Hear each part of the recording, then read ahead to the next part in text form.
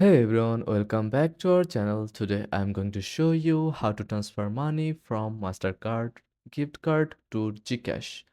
First of all, open your GCash app and make sure your account is fully verified. If it's not, complete the verification process first under profile, then verify now.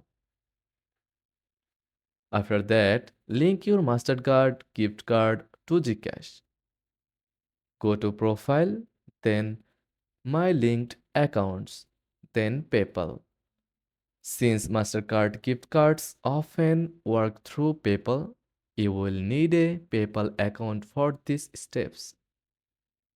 Now, add your Mastercard gift card to PayPal, log into your PayPal account. Go to Wallet and click Link a card.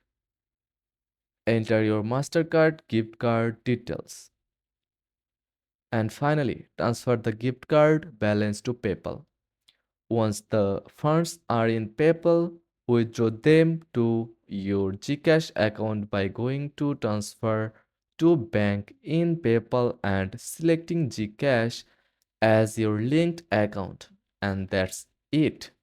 Your Mastercard gift card funds are now in your GCash wallet, ready to use anytime. Thanks for watching.